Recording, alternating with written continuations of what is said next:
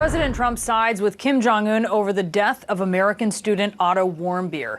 The president says he believes the North Korean leader did not know about the circumstances leading up to Warmbier's death. He felt badly about it. I did speak to him. He felt very badly. But he knew the case very well, but he knew it later. And, you know, you got a lot of people, a big country, a lot of people. And in those prisons and those camps, you have a lot of people. And some really bad things happened to Otto. Some really, really bad things. Why are you willing to call him? But he tells me that he didn't know about it, and I will take him at his word.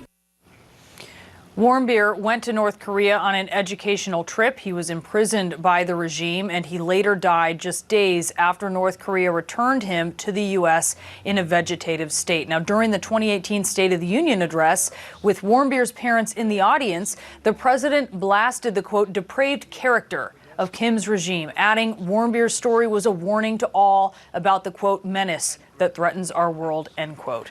We have independent Maine Senator Angus King with us on Capitol Hill. You serve, sir, on the Armed Services Committee. You're watching this certainly very closely. What was your reaction to the president commenting on Otto Warmbier? And I would like to remind people what his parents said had happened to him. They say when he was returned, he was blind, deaf. His arms and legs were, quote, totally deformed. They say he had a huge scar on his foot. And they said, his dad said, quote, it looked like someone had taken a pair of pliers and rearranged his bottom teeth. Do you find it hard to believe that Kim Jong-un wouldn't have known about this? Totally hard to believe. The president was right a year ago and wrong today. I don't know why in the world he would take the word of a dictator for something like this, particularly a country that's under such tight control. It doesn't pass the straight face test that Kim Jong-un didn't know exactly what was going on with this young man, a high-profile hostage, an American, and I'm just amazed that the president would say what he did today. And on the other hand, I think he did the right thing by walking away from the summit, but then this was a unforced error. There's no way the dictator of North Korea wouldn't have known exactly what was going on with this young man. The president has sided with authoritarian leaders before. This is a pattern. Listen to what he said about the leaders of Russia and Saudi Arabia. I have President Putin, he just said it's not Russia. I will say this, I don't see any reason why it would be. I will tell you that President Putin was extremely strong and powerful in his denial today. I hate the crime, I hate what's done, I hate the cover-up, and I will tell you this, the Crown Prince hates it more than I do, and they have vehemently denied it. The CIA points it both ways. As I said, maybe he did, maybe he didn't. Those were comments about Russian meddling in the 2016 election and also the killing of Jamal Khashoggi, a U.S. resident and Washington Post columnist in Saudi Arabia. That was him talking about Mohammed bin Salman. So he's done this before. What do you make of this pattern?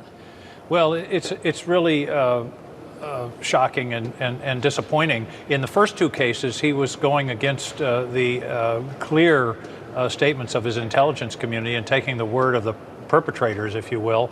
In this case, I'm not sure. I'm not familiar with intelligence on what happened. But again, it's obvious that the dictator of this country would know exactly what was going on with an American hostage, and to take his word for it. It's shocking. I don't know why the president keeps doing this. He just seems to have a propensity for listening to dictators and ignoring his own people.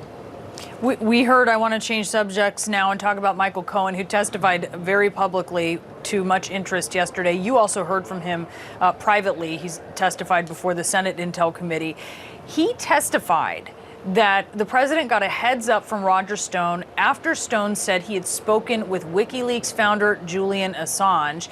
And he said that Trump was aware of those hacked DNC emails that were dumped before they were dumped. If that can be corroborated, is that a crime?